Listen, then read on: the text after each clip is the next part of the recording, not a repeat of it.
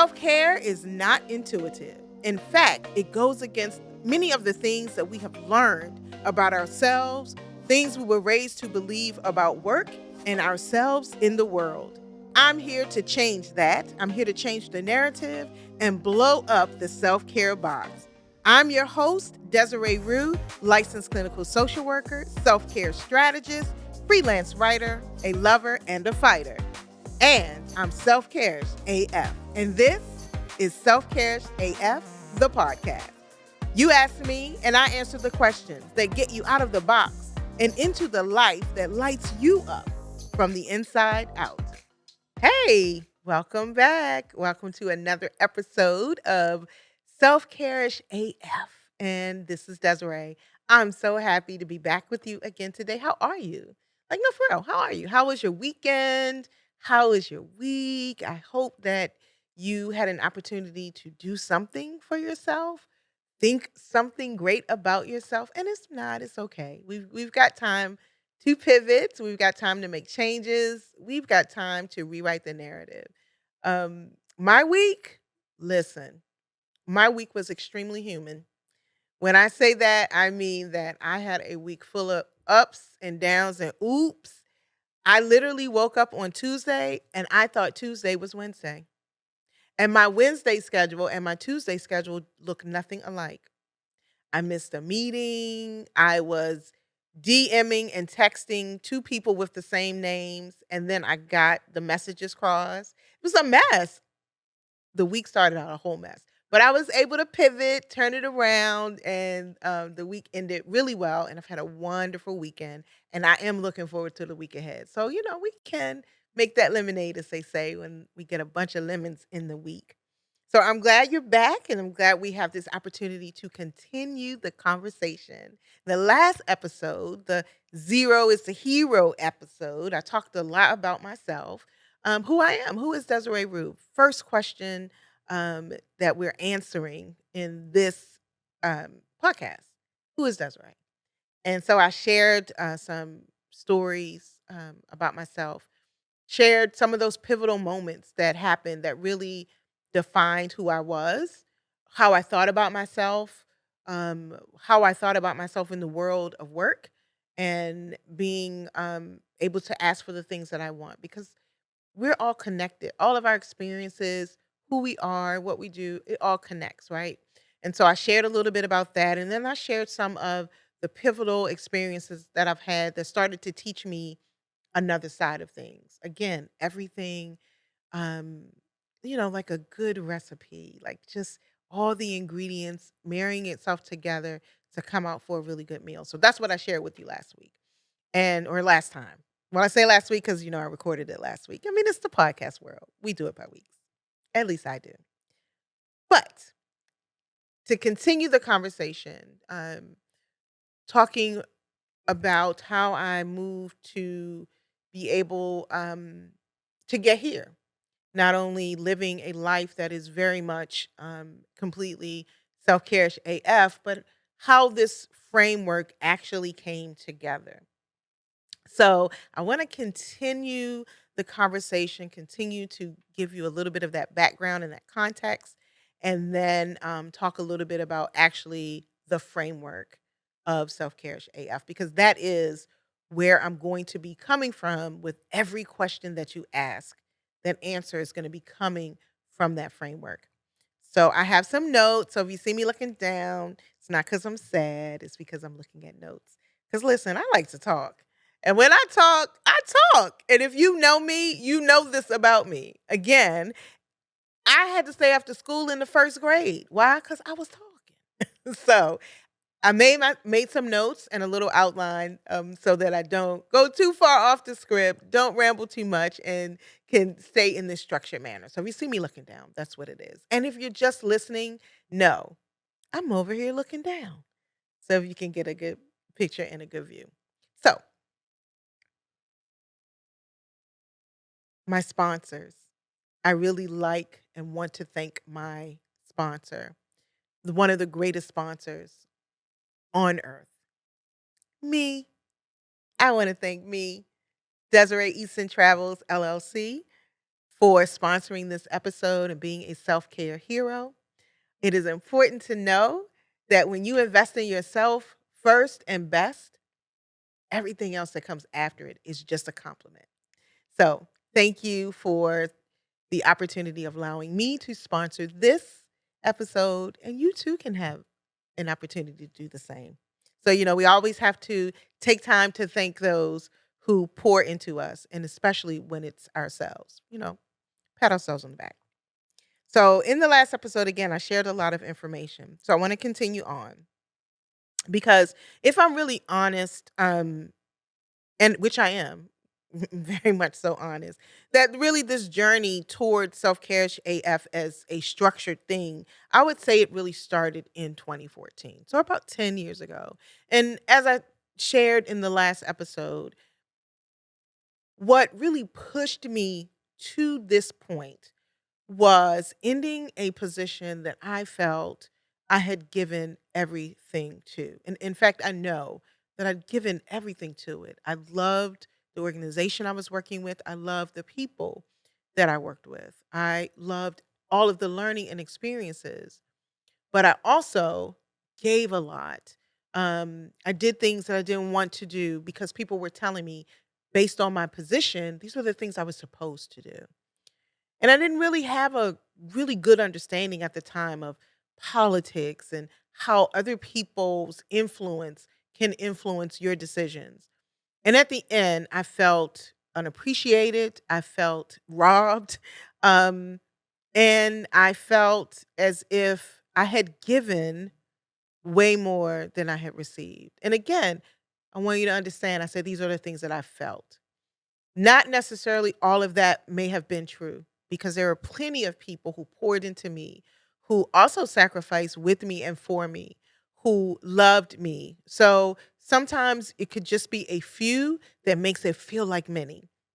But at the end of that experience, as I was reflecting and coming to the end, I had to really be honest and look at my part in that. And what my part was that I had given. No one took from me what I did not give, but I gave myself away because I didn't have any boundaries. I didn't really know what boundaries were. So I hadn't developed any. I was simply living by expectation. I was doing all of the things that I thought I was supposed to do.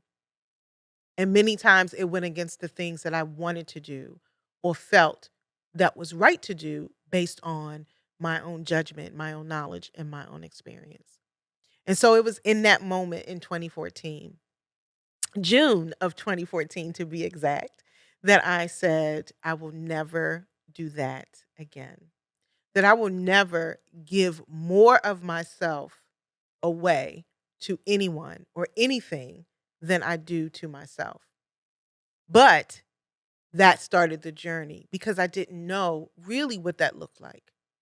So the very first thing I had to do was to remove myself from the situation, what I call my detox period. So I came out of that situation and I literally became a toddler. Everything was no. Everything was in question. Why did I do that? Why do I do this? Why don't I do that? So these were the questions that I started asking and answering for myself. And that was really the first step to the journey, the true journey of becoming self-care AF on purpose and with intention. And so if I didn't want to do it, I didn't. And they would say, Desiree, are you coming to this? And I would say, no. Well, why not? Because I don't want to. And that was it. I started making complete sentences out of no. No. No. Oh, no. Absolutely. Oh, no, don't think so. Right. So then I started saying no and no and no. And so I started with the organization in saying no, not doing or giving or being any place that I didn't want to be for my own reasons that I didn't feel I needed to explain, but mostly because I needed time to heal. Then I moved from the organization and I started looking at my own life. What else am I doing that I really don't want to do? So I would say that the first act of rebellion was killing Thanksgiving. I killed the turkey. I never really liked the turkey, but all of my life I'd been eating turkey. Why? Because been taught that turkey goes with Thanksgiving. I've always had turkey at Thanksgiving. When I became an adult and running my own household, I did what? I bought and cooked turkey for Thanksgiving that we never ate because I never liked the turkey. So in 2014, Thanksgiving of 2014, I killed the turkey. And I said, I'm not eating the turkey, nor am I making the turkey because I don't really like turkey. And that was the year that my son and I stopped eating turkey because he didn't like the turkey. And we started making Thanksgiving about all the foods we truly enjoyed. Now, shrimp and grits, that's my jam. And I had a great recipe for shrimp and grits. And so we loved shrimp and grits. I didn't make it often. So we started making shrimp and grits on Thanksgiving instead of turkey. Why? Because it was the food we really enjoyed. Now, of course, we made the other things, the chicken, the collard greens, the macaroni and cheese, the candy yams. And listen, if you're from Baltimore, this is a if you know, you know, the sauerkraut. Yes, Baltimoreans, we eat sauerkraut for Thanksgiving. We prepare it as if it is a side dish. And I know right now you're like, what? You mean the sauerkraut that you put on top of hot dogs? Yes, but we don't cook it the same for Thanksgiving. So if you know anyone from Baltimore, ask them, do you all eat Thanksgiving sauerkraut on Thanksgiving? Because we do. So those were the things that I started to prepare. Maybe every now and again I would make a nice lasagna. I really developed a great recipe for it. So we would make the things that we liked and we killed the turkey. And that was pretty much the start of me challenging everything that I have been taught and all the moves that I have been making based off of simply what was told to me, what I believed I was supposed to be doing. So I killed the turkey. And after I killed the turkey and we had Thanksgiving, and Thanksgiving was amazing, and my son ate all the food, and we were happy, what else can I start killing? What else have I been doing simply because these are the things that I thought I was supposed to do? And that is when I started on this intentional journey. So while I was sort of killing things off, not showing up to the things that I didn't want to go to, I also began to understand I really didn't have a true relationship with myself. What does that mean? How do you not have a relationship with yourself? Well, I believe that self care really is the outpouring of the relationship that we have within ourselves. And when we, just like in any relationship, what you do at work is a relationship. It's your work relationship, your romantic relationships, the relationships you have with family and friends. You show up to relationships pretty much in the same way. And how I was showing up in all of my relationships was that they were first. Work was before me. My children, my son was before me. My friends were before me. When I asked myself, what am I going to do today? What am I going to do today? The answer always came after what I had to do for other people first. So I recognized I got to get a relationship with me. I got to really know me. What do I want to do? What do I want to do? And again, so that's when I started saying no to everyone else. I then started to shift inward to understand who I was. Why did I fall into these traps? Why was everybody's everything so much more important than me? Why was I not even on my own things to do list? So I started saying yes to me. I started literally thinking, well, I killed a turkey and I actually felt good about it. A little bit of guilt because I felt like my mother was in heaven, like, where's the turkey? But you know what? That served me and it was good. So what else can I kill off and say yes to myself about? And that started this whole journey of doing things like, listen, I always thought I wanted to be an actress at one point, right? Always in my own room, singing songs, watching TV. I wanted to be Annie. No, I never tried out for things at school. But my personality is such that I'm not afraid of the spotlight, the camera, being in front. I love to read. And so I'm like, I want to be an actress. And now that I've killed the turkey and I didn't die, I can do I'm not going to things. I didn't go to something that everybody told me I was supposed to go to and I didn't die. What else can I do that I've been wanting to do? So, as I mentioned in the last episode, one of the things I started to understand was the importance of joining things, learning from others, being around people that have the same interests and or doing things that I wanted to be doing, right? Is in my time of becoming. So, I took an acting class.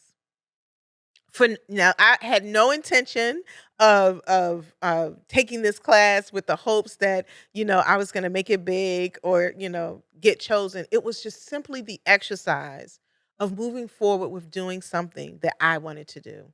So I took this acting class, and it was actually a lot of fun. It's a lot of work as in anything. We often watch things and think, "Oh, I could do that," or "That was terrible," but it is so much that goes into even the smallest things. So I took this acting class. It was great. We had to do like improv. We had to do scenes. Um, it was just amazing to learn. And I just loved everything about it, the learning pieces of it, and then to get to play in it. So while we were in class one day, the teacher decided or told us that there was a some auditions happening in the city for dinner show. And if you're familiar with the dinner show, it's like one of those mystery shows where you go and you eat dinner, and then all of a sudden somebody gets killed, and you're like, "Who done it?" And it's you end up sitting at the table with people who are actually in the show, but you didn't know they were in the show. So it was that. And so I'm like, okay, I'm just gonna go audition. I called a friend of mine. He was just getting into photography. And I was like, hey, I need some headshots. So he like met me, put me up against a brick wall. Listen, apparently I like these brick walls in the background. He put me up against this brick wall. He took my picture. I submitted it. They told us, listen, your resume does all it, you just say you're in this acting class, the things that you've done. It's okay that you've never performed. That's your resume. Fine. Created my resume, submitted it, went in for this audition. So I'm in this audition, I'm in this room with all these people. And these are like they're actors and actresses. Okay. Like for real. Like they got a whole resume. And we're sitting in there and they're telling us about the dinner theater. So it was really the audition was improv. So they call us up in groups. I'd say it's like maybe 9 of us there. Call us up in groups. Okay, pretend you are on a spaceship and you do this. And so, I'm like, okay. So, I'm just doing everything that they say do. Really comfortable. It was just fun. So then they say, okay, thank you all. Listen, we want you to go back in the hallway. We'll call you in if we would like to move you to the next step. If we don't call you in, thank you so much for coming. We really appreciate it. So at this point, I'm gathered. I've gathered all my things: purse, shoes, hat, coat, everything. Because I'm like, yes, I'm not coming back. Like, but I'm going to stand in the hallway. I'm going to wait until I'm the last one here. And then I'm going to go home and just be happy that I took this step towards the thing I wanted to do. That for me, I was already winning. But lo and behold, guess who went back in the room? Real guess. It was me. I was one of the people chosen to come back into the room and to be a part of this dinner theater production. I couldn't believe it. So I had to go to rehearsals. It was like, I'm like, I am an actress. Had the show. It was great. I got shot. They killed me. I laid in the floor, dead. It was amazing. And the different people are like, "You've never done this before?" Like, well, I mean, no, not in real life. I'm a bit of a ham anyway, so no, not in real life. And I got paid. So my story is this, and I'm sticking to it. I was a paid actress in my life. But more importantly, I started to step into the things that I wanted to do. So that was my story about how I became an actress. And I had fully intended I loved the dinner theater atmosphere because it was pretty much everything that I liked, right? I was having dinner for free. I was sitting with strangers and, having conversation, which is, very much my natural personality. And then I got to pretend, and then I got paid. Okay. So what happened was the pandemic. And once the pandemic happened, of course, things shut down and I relocated. When I moved here to California, when I moved here to Long Beach, there is a show in Los Angeles, but it had been shut down. And so I just never pursued it again. But again, for me, it went on my what else can I do? What else did I want to do that I could do? So at the time that this was happening in 2014, I was just starting to travel a lot and I was starting to run. And I believe I shared this in the last episode. And if I didn't, I'm sharing it now. I started to run. I joined a group called Black Girls Run, BGR. And in that group, I really enjoyed it because I started to learn about running. It wasn't just you just put some tennis shoes on and you go out. That's part of it. But there was a whole thing, being fitted for shoes, understanding your body, cadence, a lot of there was a lot of technical things that go into racing and running in that way. And so I love being a part of this community. Again, that's my template. Whenever I'm doing something new, I join a community because I believe in learning from others, how important it is, and to also have that example, especially when you don't know. I've never seen it before. So now I'm in BGR. I'm running all the local races, starting with 5Ks, moving up 10K, half marathons. And my friend circle, they're doing what they were calling runcations. So they were running in other cities. So I had exhausted. I did all the local things. I'm like, I want to start running in other cities. So I started running in other cities. And that's where the travel bug really hit me. Because prior to that, I had a very much a fear of flying.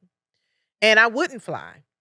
In fact, I used to take medication to fly, which is so interesting when I think about where I am now and how often I travel and where I go. But I started traveling with the group, right? We signed up for races and we would go. And then I joined a group inside of my sorority. And so it just became this thing. And every time I would run a race and I would get to the end of it and I would get my medal, it was as if I was building my accomplishment muscle. You couldn't tell me that it wasn't anything I couldn't do. I literally just ran 13.1 miles. Well, a lot of walking and a little bit of running, but I finished. Every time I started, I finished. And I wasn't running just one race. I was running 2 races in a month. I was traveling a lot. I was utilizing my PTO. I was doing the thing that I wanted to do, and I loved it. So every time I ran a race, and every time I would hit 13.1 and started to understand where my wall was and pushing myself, and then I'm working toward a PR to get better than I was before. What I was telling myself is that, Desiree, you can do anything you put your mind to because you literally just finished this race and you got a medal to show it. So then I started doing that. And as I was traveling more, my natural inclination of curiosity, community, right? I'm a social worker. So I see communities different. My mind is just made that way, right? Wherever I go, I see a community different. So I'm seeing these communities and I'm wanting to learn more about them, and I just love being there. And then I'm eating all the different foods, and I've always loved to eat. I've had a special relationship with food. Me and food, we go together. We can't stay away from each other. I love food and food loves me. And so now I'm realizing a lot of things and I'm watching Anthony Bourdain. And I'm watching Anthony Bourdain on TV and I'm watching him go across the world, sit with people he doesn't know, and eat food and have conversations and learn. And I literally woke up one day and said, I want to do that. That's a job. Like, people literally travel and they eat and they write about it. They get paid to do it. I can do that.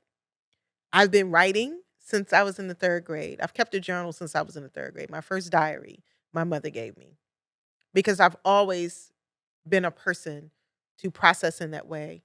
and I never really considered it being a writer, but essentially that's what it was. And again, when things aren't nurtured for you or you're not supported or you haven't seen something, you don't know what it is. You just really don't know. And so I decided that I wanted to be a writer. Literally, I decided that I wanted to write. I wanted to travel and I wanted to write. And so that's where the name of my company, Desiree Eats and Travels, come from. Because as I was in that motion, I had a great circle of women that I connected with, and they were my and still are. We're still connected, and they are still my circle. And we used to go out to dinner once a month. We worked in the same for the same organization, and we were the only Black women in our sort of in leadership in our different departments. And there were special circumstances by which we just felt that brought us together to have conversation, to support each other, to, talk openly because we were all kind of in those stages of waiting to be picked and waiting our turn for things. So we started going out and then we just started talking about our dreams. And I said, shoot, all I want to do is eat and travel. Like, that's it. That's all I want to do. And so when I decided to start my business, start working, um, in this way or as an entrepreneur, I named my company after my goal in life.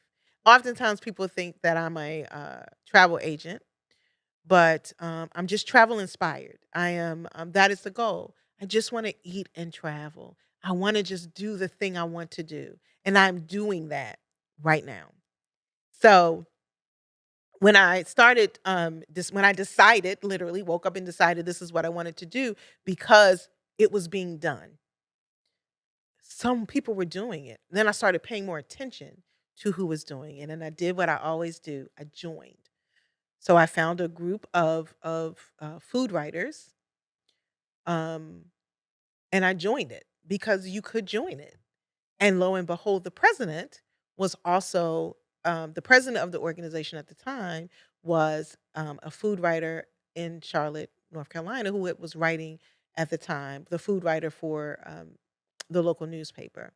So what I started to do was follow her, and I would read her articles, and then I would go to the places that she went and she reviewed, and then I would go and then I would review them, but I would write it in my own notebook because then I just started practicing.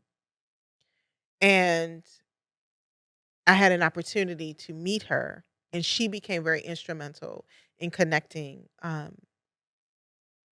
me to other food writers and inspiring me to keep going with this. But before I even did that, I reached out to, again, who's in your circle is so important. So I reached out to one of my sorority sisters who was also writing for a publication in Charlotte. Wonderful writer. Also, often would do our press releases for our chapter. I mean, she's an amazing person. She's an amazing person. And I went to her and I said, "Hey, I've been thinking about doing this. What do you think?" And she introduced me to the editor of the paper she was working with. She was doing freelance with. And I just moved from there. And he gave me a shot. He said, "Okay, let's see what you got. Send me a sample." I had to Google, how do you write a sample? Because I didn't know. And I did it. So again, I'm exercising all these muscles around, wait, you don't need A, B, C, D, and E to do these things that you want to do. You can do anything that your mind is set on. So I just kept going into my mind and pulling out all the things that I wanted to do. And I started to do them. So I took the focus off of changing the things around me to make myself better. And I put the focus on changing me to make myself better. Because once the focus was on me, the world's noise wasn't as noisy. People were still who they are, the expectations still what they were going to be what they were going to be, but I understood as I was really getting in relationship with myself that my answer could be my answer. And so I just started creating the data. So every time I did one thing, then I would go do something else. Whatever it was, I came to think of it as this is just I can do this. And that's how I got here to California. California, most people say, well, did you go for a job or, were you in a relationship? Like, how did you know someone? Do you have family there? No. I literally said, where do I want to be? Every vacation was in the sun. I moved south because literally not knowing anyone. I moved to Charlotte, North Carolina, literally not knowing. I had one friend there who I got there in June and she moved in December. So, I was able to build my life in North Carolina. So I knew that I could build a life somewhere else because I'd done it before. And so, yeah, I just said, where do I want to be? What do I really want? I was empty nested. My son had gone off to college and he had said, I'm not coming back. Like, I'm going to make my life here. So I was able to make that decision for myself. And where do you want to be? I want to be where it's sunny. I want to be close to the beach. I love the water. I want to be close to the beach. I want to be where it's just summer and spring, no winter. Not really. Where is that? Oh, and I don't want to be in Florida. And if you're listening from Florida, listen, I like to come through. I just didn't want to live there. Okay. So that led me to Southern California, Long Beach, California. I met online. We fell in love and I came here.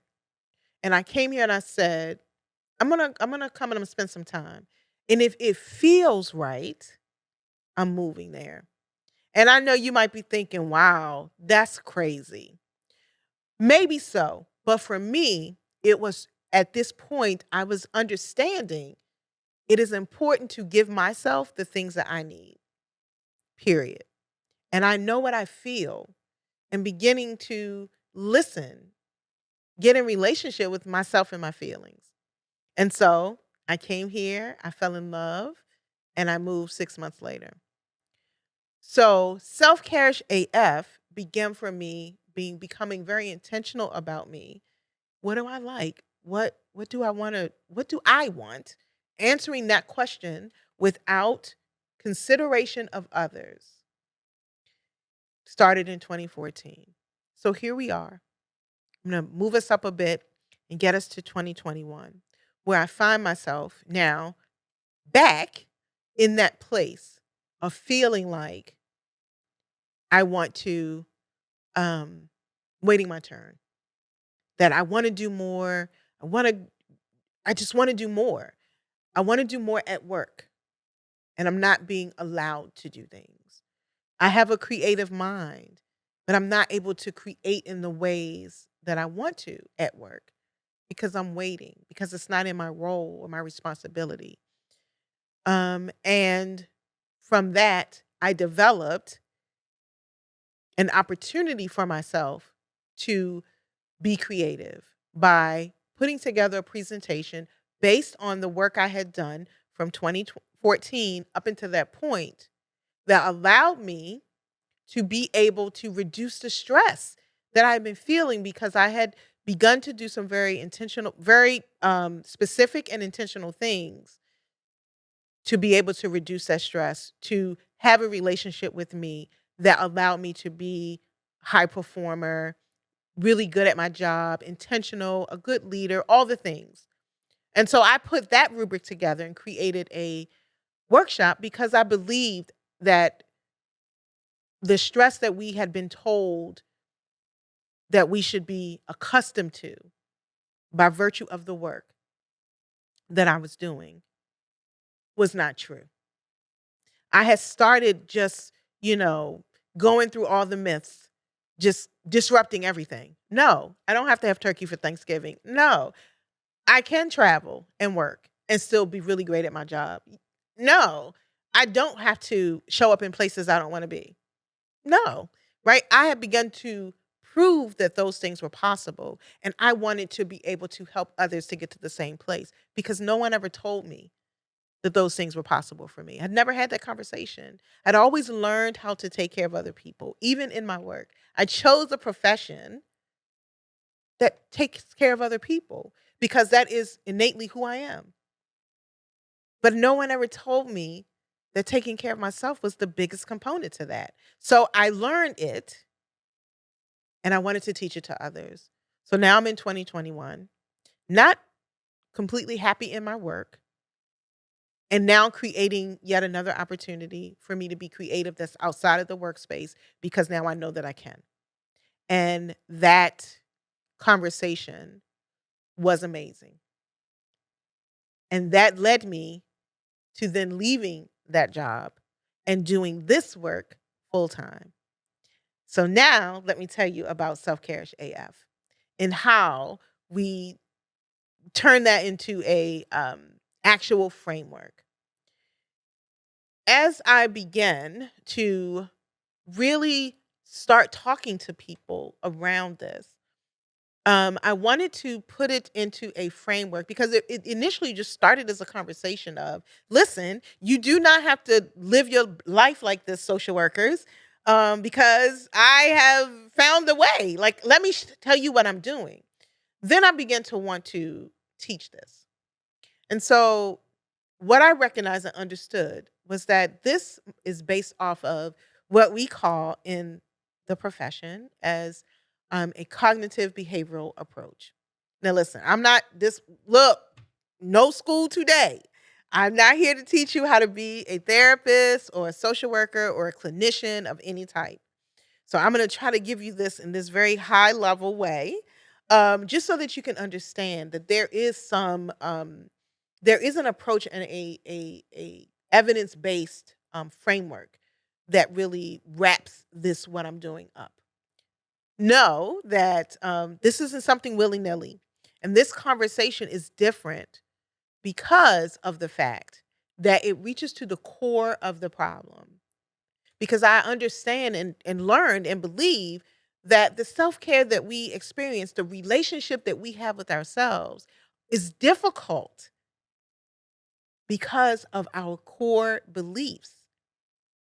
And it's difficult because of what we believe in relationship with ourselves. So that is what I sought to help people understand. Everybody was telling us already, prioritize yourself. Don't get burnt out. You got to start saying no. But no one was telling me why that was so hard. Why was I unable to say no? Why I couldn't prioritize myself. And so this framework speaks to the core, the heart of the matter, the mind of the matter. And what the cognitive behavioral approach pretty much says is that our thoughts, actions, and feelings influence our thoughts, feelings, and action influence everything. So the things starts in our head. It starts with how we think about it, what we define it to mean. I shared with you those pivotal moments that that happened to me over my life. And in those pivotal moments, they were pain points and I defined them in certain ways. And as human beings, we're always trying to avoid pain. Like, who want to be hurting all the time? We're always trying to avoid pain. And so when you identify something as a pain point, like asking for help, saying no, and possibly being rejected, it influences the things that you do and how you feel. And so self-care, sometimes it goes against the things that we understand about ourselves. And so as I began to frame that and understand, if I am to continue to be self-care-ish AF, then I have to continue to rewire. I have to change the way I think about self-care. I have to change the way I think about myself in relations to others, in relationship to work. And then that changes how I feel about myself. And then that changed what I did. And so I created the framework to pretty much hit those three things. So I'm not going to listen. I'm telling you, I know what you want. You want me to tell you the whole framework, and I'm not going to do it in this podcast. But I tell you what, there is a masterclass in which you can attend, and I will put that information in the show notes that really takes you through what self-care AF is as a framework and how it what is at the core, how to get to the core of, why self-care is difficult for you, why you can't take off without feeling guilty, or you cannot answer that question. What do you want to do? What do you want without considering others first? So, again, I began to, put it together. And so there are three tenets to becoming self-care AF. And again, this will be the foundation to our conversations. In order to do that, we've got to do three things. One, two, three. We have to redefine what self care is, we have to refocus it, and we have to reimagine it. Very high level, redefining. For many of us, our self care has not been defined by us, it's been defined by our culture, our parents, our neighborhood, the media, expectations, what we think. We don't really know what it is. So, in order to get to a place of being self care AF, you have to redefine it or define it for yourself. So, that's the first tenet. The second thing is that we have to refocus it. What do you mean by refocusing it? Well, we've kind of been taught that self care happens after, right? We work all week, Monday through Friday, and then we have what? The weekend. So, we're raised to believe that self-care only looks a certain way and it can only happen after. That it's a recovery tool. But we haven't been taught that it's actually a preparation tool, a sustainable tool, a cuz I want to tool, cuz I feel like it's more than that. So we have to refocus it and unlearn the place that it goes. We have to learn to put it in the place that it needs to be by our definition. And lastly, reimagining. When you think about reimagining something, usually people tell you to reimagine something. You take what you already have, you put it in a different place, then it becomes something new. So when we talk about reimagining your self-care, you're already doing things that you enjoy. You already do things that bring you peace. You already do things that fulfill you. And they could be very small things, but you don't do them on purpose. You do them in defense. And so when you don't do them on purpose and you haven't defined them as self-care, you don't get the benefit from it. And so what this framework teaches you is how to take those things and place them in the places that mean the most to you so that you get the benefit from it. So that is the high level overview of self care AF, the three tenets that need to be in place in order for you to have very intentional, proactive, and consistent self care. Now, I know many of you are thinking about, or maybe thinking that, well, I have so much to do. How do I don't get to put all that energy into myself. But the actuality and the fact is this: you can and you should. Because when you're good, everything else is great. Okay? So this is really to get you to a place that every day you start off good so that everything you touch, think, want to be turns into being great. So what self-care AF is as a framework is really getting you to defining self-care for yourself. This is not a framework that is going to say, this is what self-care is, because our self-care is as individual to us as our fingerprints. We've had enough time in our life of being told what we're supposed to think and feel and do. So this helps you to define it for yourself as a framework so that the starting point of everything you do starts with you. And as a movement, this is more than just a workshop or a framework. This is also a movement. And just as a movement, we want to disrupt everything that has been put in the box. And I want you to imagine a box, a square box. Inside of that box, all the traditions, you work until you retire. You work the same job. You can't leave a job for 5 years. All the things, you're a parent, your kids come first. Um, you know, you got to do the work before you can go play. All of those things that go inside of the box. Understand that the box does not have to be your box. And in being self-care AF doesn't mean that you don't believe the things that are in the box. It means that you get to put yourself wherever you want to be in the box. Rearrange the box, tear the box down, use whatever materials you want. That the box doesn't have to be the box, right? So if the mission is to disrupt and increase the amount of people who are literally living their lives on purpose, their purpose. There's research that says that 40% of employees are battling burnout. And the mission is to bring that number to 0%. Because burnout does not have to win. But the reason why burnout is winning, because we don't know the game. I want to teach you the game. And then lastly, Self-Care AF is this community. This community that you are becoming a part of. This community that normalizes doing things for yourself. This community that celebrates every time you wake up and ask yourself, what do I want to do today? You actually answer that question for you. So it's a framework. It is a mission, a movement, and it is a community. So the next time we get together, we're going to start answering some questions. Our very first topic is going to be self-care and the workplace, work-life balance. We're going to start there because that's where our biggest relationship, that's where we show up the most, is in our work. So I want you to think about yourself in the workplace. Think about some questions that you have. Think about your relationship with work.